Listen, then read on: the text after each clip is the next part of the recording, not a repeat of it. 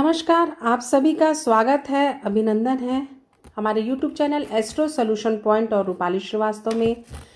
आप सभी को प्रभु श्री राम का आशीर्वाद प्राप्त हो, ऐसी मेरी आप सभी के लिए मनोकामना है। आज हम चर्चा करने वाले हैं चंद्र ग्रहण की, जो कि 3 मार्च को होने वाला है। ये चंद्र ग्रहण इसलिए खास हो जाता है क्योंकि यह चंद्र ग्रहण होलिका दहन के दिन पड़ रहा है। इसके कारण इसकी मान्यता अत्यधिक हमारे मन को प्रभावित करने वाली है, क्योंकि जब भी चंद्र ग्रहण आता है तो जीवन में बहुत सारे परिवर्तन होते हैं। चंद्र ग्रहण तब घटित होता है जब पृथ्वी सूर्य चंद्रमा के बीच में आ जाती है और सूर्य का प्रकाश चंद्रमा तक नहीं पहुंच पाता। परिणाम स्वरूप चंद्रमा आंशिक रूप से दिखाई देता है, रेड कलर के रूप में हमें दिखाई देता है। उसका जो एक आवरण होता है वो पूरा रेड हो जाता है, जिसे हम ब्लड मून भी कहते हैं।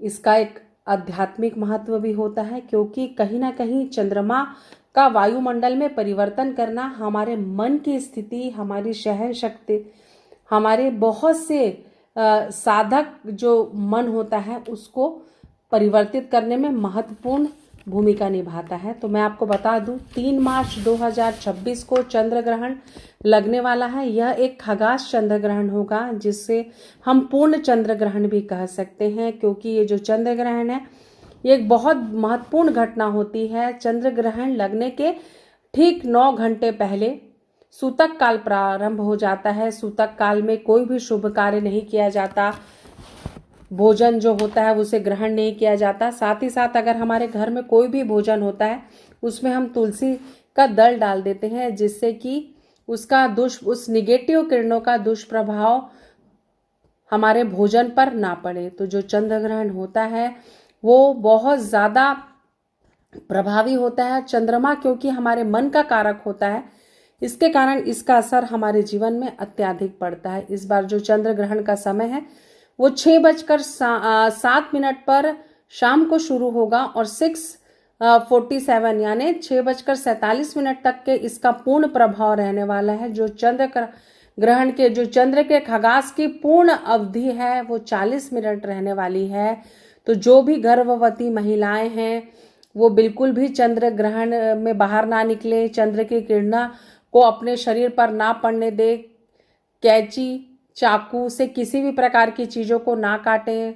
ओम नमो भगवते वासुदेवाय नमः का जाप करें। साथ ही साथ किसी न किसी पॉजिटिव एनर्जी से हर व्यक्ति जुड़ा होता है, तो ईश्वर के साधना में अपना मन लगाएं, इससे आपको लाभ हो सकता है। जो ये चंद्र ग्रहण है वह पूर्ण रूप से संपूर्ण एशिया में पड़ने वाला है। इसका प्रभाव Asia, New Zealand, Australia, Bharat, Iraq, Iran, Afghanistan सब पर रहेगा। साथ ही साथ जो चंद्र ग्रहण है उससे हमारी जो ग्रह नक्षत्र है बहुत ज़्यादा प्रभावित होते हैं, और हर व्यक्ति यह जानना चाहता है कि आखिर ग्रहण किस राशि पर है, किस नक्षत्र पे है, हमें क्या सावधानी बरतनी है या हमें क्या नुकसान हो सकता है, और उस नुकसान से बचने के लिए हमें क्या क्या करना चाहिए। तो चलिए आगे चर्चा करते हैं कि आपको ये बता दूं कि किस राशि पे ग्रहण का प्रभाव सबसे अधिक है।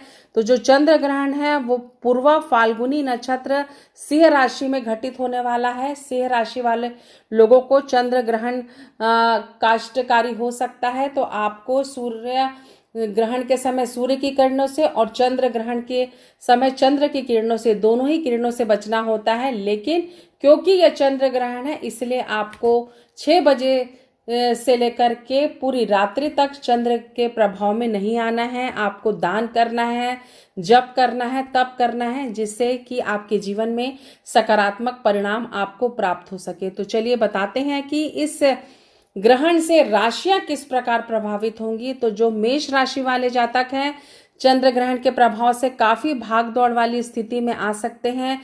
खर्च आपके जीवन में अधिक हो सकता है। आपको हनुमान चालीसा का पाठ करना है। वृषभ राशि के जो जातक हैं उनको अत्यधिक इस ग्रहण का सकारात्मक परिणाम प्राप्त होगा।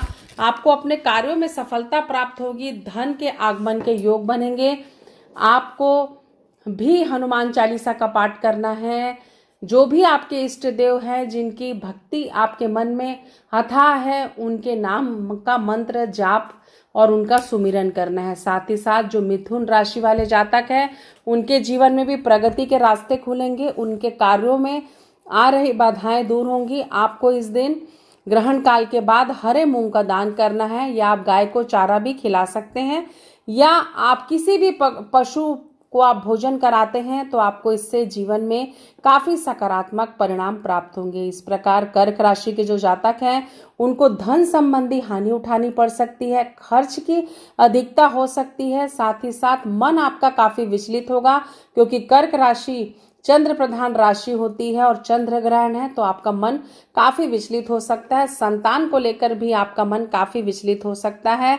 तो सफेद चीजों का दान करें, दूध दही का दान करें इस दिन, तो आपका मन थोड़ा सा शांत हो सकता है। साथ ही साथ सिंह राशि के जातकों के लिए तो यह ग्रहण सबसे ज्यादा प्रभावकारी है, यानी आपको शारीरिक कष्ट हो सकता है, आपको चोट लग सकती है, भय का वातावरण आपके जीवन में निर्मित हो सकता है, धन संबंधित आपको समस्या आ सकती है। तो इस परेशानी से निकलने के लिए आपको ग्रहण काल में अपने इष्ट देवता का आपको उनका ध्यान करना है, और ओम नमो भगवते वासुदेवाय नमः का आप जाप कर सकते हैं। सुंदरकांड, हनुमान चालीसा, हनुमान अष्टक का पाठ भी आप कर सकते हैं। कन्या राशि के जो जातक हैं उन्हें भी इस ग्रहण के प्रभाव में अत्यधिक लाभ नहीं है।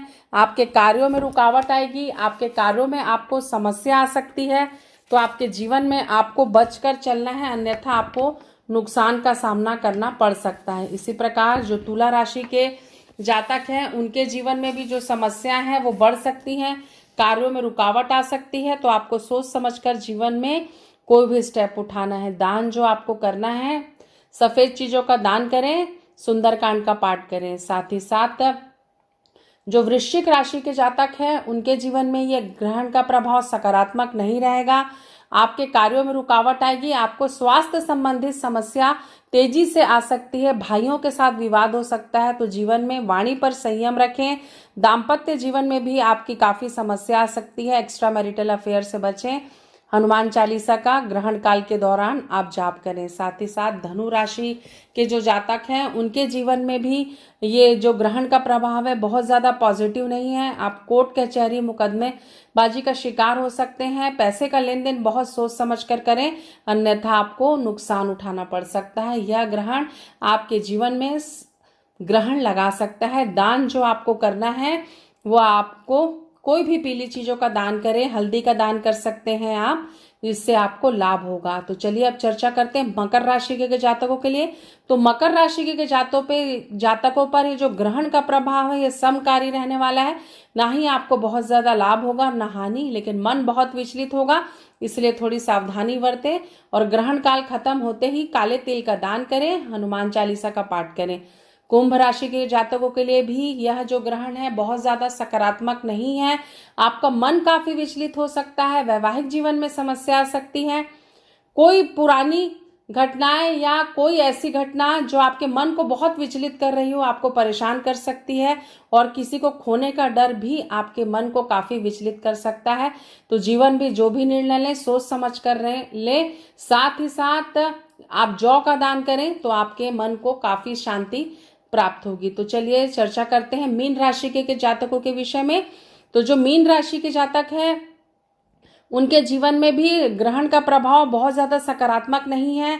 आपको नुकसान हो सकता है, खासकर धन का नुकसान हो सकता है।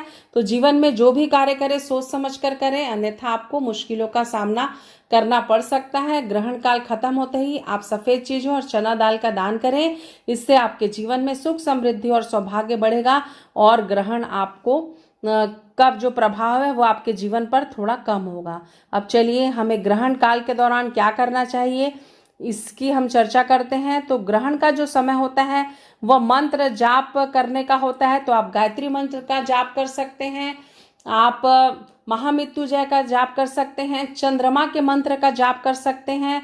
आप जो भी ईश्वर पर आपकी अथाह शक्ति और भक्ति है उनके नाम की आप माला जप कर सकते हैं, या जो भी आपका रूटीन में पूजा पाठ का जो रूटीन है उस देवी देवता को याद करें, जिससे कि ग्रहण का बुरा प्रभाव आपके जीवन पर बिल्कुल भी ना आए। तो चलिए एक बार मैं आपको फिर से बता देती हूँ कि ये जो ग्रहण काल है 40 मिनट का रहने वाला है।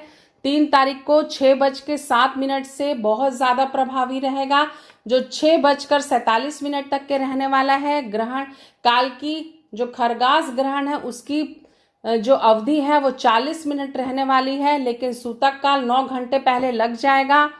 तो आप ग्रहण काल के दौरान सिर्फ ईश्वर की भक्ति में अपने मन को लगाएं, लापरवाही बिल्कुल ना करें।